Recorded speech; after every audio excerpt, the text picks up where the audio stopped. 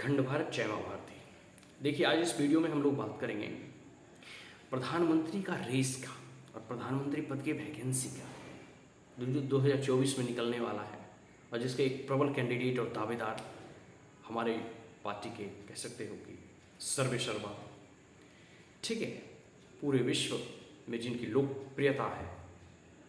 पूरे भारत के लोग जिन्हें चाहते हैं, प्रधानमंत्री मोदी जी का जो कह सकते हैं कि एक बार नाम बीजेपी के द्वारा ऑलरेडी घोषणा इसकी कर दी गई है कि 2024 का चुनाव हम माननीय नरेंद्र मोदी जी के नेतृत्व में ही लड़ेंगे। लेकिन कई लोग जो है इस रेस में शामिल हैं। बात स्वाभाविक सी होनी भी चाहिए, लोकतंत्र है तो लोकतंत्र में तो वही है कि जो पक्ष और विपक्ष अपने अपने अच्छे से अच्छे कैंडिडेट को उतारे और जनता जिसे वोट देगी वो विजयी और कह सकते हैं कि जीत हासिल करेंगे।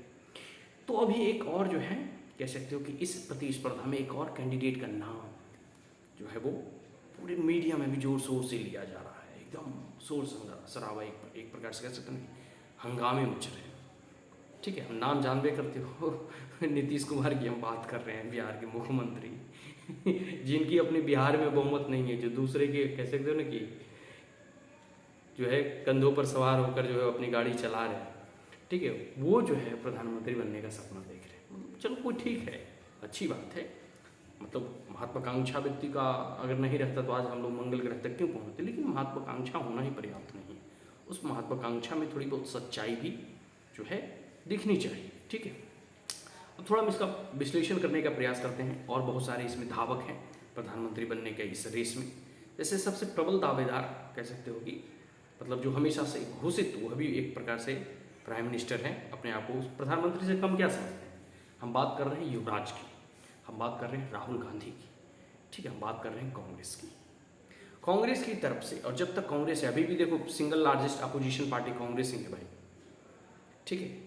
तो कांग्रेस में यह घोषित प्राइम मिनिस्टर के कैंडिडेट राहुल बाबा हैं, राहुल गांधी हैं। तो आने वाले जितने भी साल हैं, जब तक कांग्रेस खत्म नहीं हो जाती है तब तक राहुल गांधी जो है प्रधानमंत्री पद के कैंडिडेट बने रहेंगे। और आपको मालूम नहीं होगा कि सोनिया गांधी ने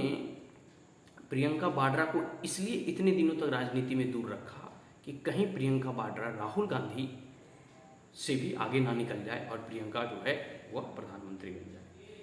तो चाहे कांग्रेस जो है 0 सीट भी जीते, एक भी सीट ना जीते, फिर भी कांग्रेस पार्टी और उसकी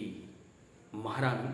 सोनिया गांधी जो है वो हमेशा जो है राहुल बाबा को और राहुल गांधी को ही प्रधानमंत्री पद के लिए जो है कांग्रेस के द्वारा वो फिक्स है। तो मतलब रेस में सबसे पहले जो है वो राहुल गांधी आएंगे। हम दूसरी बात करते हैं, एक नए जो है चेहरा उभर रहे हैं, दिल्ली से ही हैं, दिल्ली के मुख्यमंत्री अरविंद केजरीवाल, मोफलर वाले चच्चा, ठीक है। तो अब देखो इनकी दो राज्य में सरकार है, एक तो दिल्ली हो गया, दूसरा पंजाब हो गया,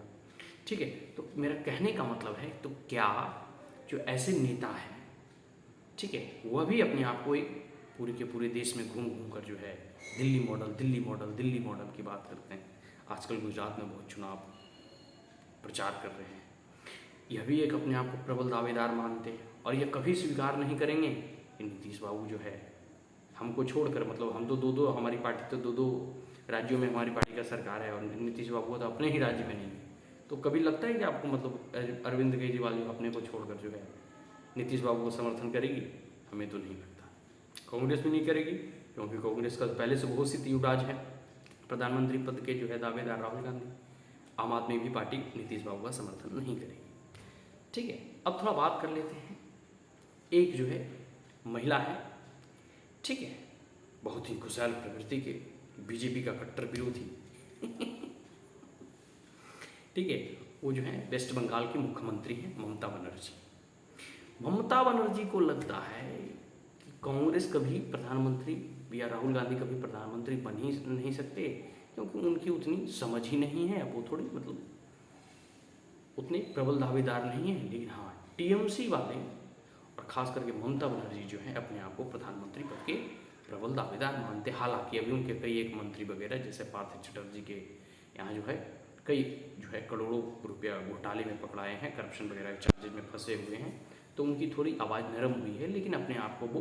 प्रधानमंत्री पद के प्रबल दावेदार के रूप में हर जगह घूम कर जो है कभी जो है दिल्ली के मुख्यमंत्री से मिलना, कभी जो देखो मिलने के लिए चले जाते हैं वो महाराष्ट्र के मुख्यमंत्री से मिलने के लिए चले जाते हैं, ठीक है, गोवा में चुनाव लड़ते हैं, भले ही खाता ना खुले वो भी बात अलग है, सबका जमानत जब्त हो जाए वो बात अलग है, लेकिन हाँ टीएमसी प्रमुख और वेस्ट बंगाल की चीफ मिनिस्टर, ठीक है, ममता बनर्जी भी अपने आप को एक प्रधानमंत्री से कम नहीं समझते, इतना याद रखना, ठीक है, अगर ठेठ भाषा में कहूँ तो। अब हम बात करते हैं थोड़े एक नए जो हैं, ठीक है, स्पर्धा और कह सकते हो कि इस प्रधानमंत्री की रेस में केसीआर भी हैं। यह भी कभी जो है कर्नाटक के पूर्व प्रधान कह सकते हैं उनके मुख्यमंत्री, या फिर मतलब कह सकते हैं उनके देश के पूर्व प्रधानमंत्री से भी वो देवेगौड़ा जी से जो है वो बात करते हैं, या फिर आप देखोगे तो दिल्ली के मुख्यमंत्री से उनका मुलाकात होता है, एनसीपी के लीडर से मुलाकात करते हैं,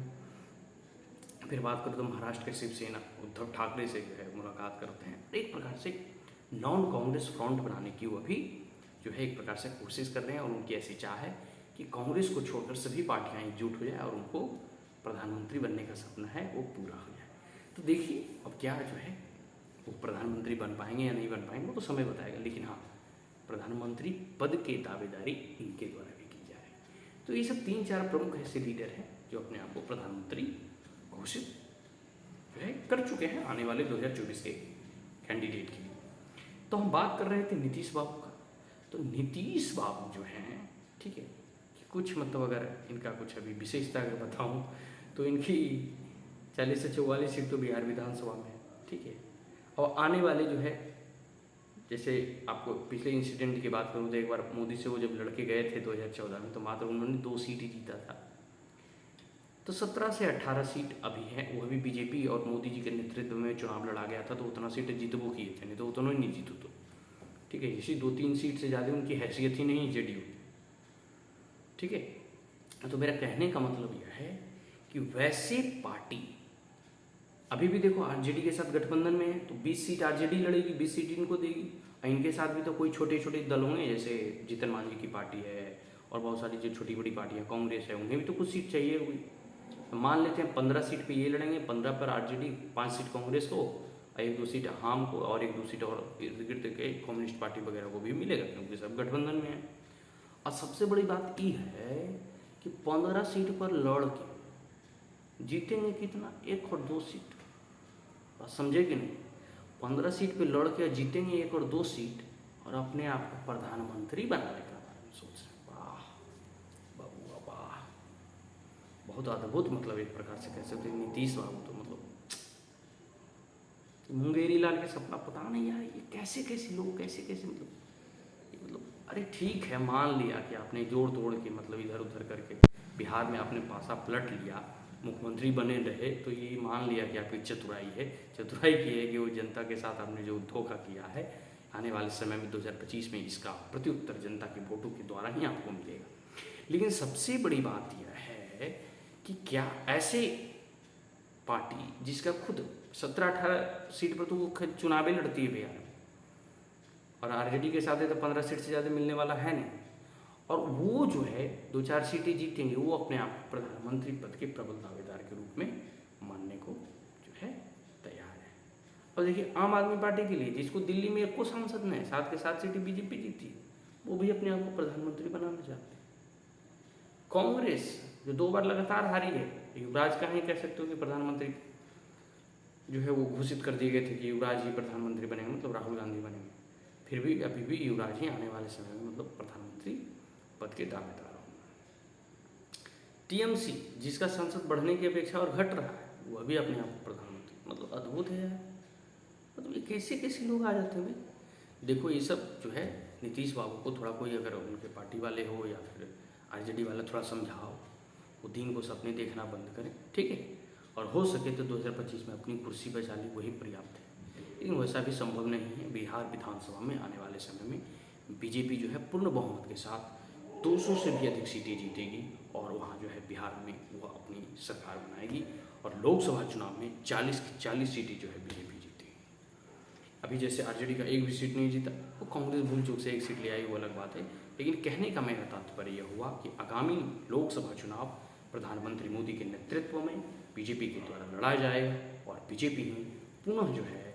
400 सीटों से जो है लोकसभा चुनाव में जीतेगी और प्रधानमंत्री नरेंद्र मोदी के नेतृत्व में सरकार बनेगी और बिहार विधानसभा का जब चुनाव होगा उसमें भी 200 से अधिक सीटों पर बीजेपी विजयी होगी, बीजेपी के कैंडिडेट और उम्मीदवार जीतेंगे और बिहार में भी जो है अपनी सरकार का जो है एक प्रकार से कह सकते हो कि गठन करेंगे और बिहार में अब की बार बीजेपी सरकार। सो अब हम मतलब यही ख़त्म करते हैं, ये ख़त्म करो, ठीक हो। तो तमाम बिहारवासियों को एक बार पुनः मैं ये आग्रह करता हूँ कि आने वाले आगामी जो भी चुनाव होंगे उसमें बीजेपी को वोट करें। जय हिंद, जय भारत।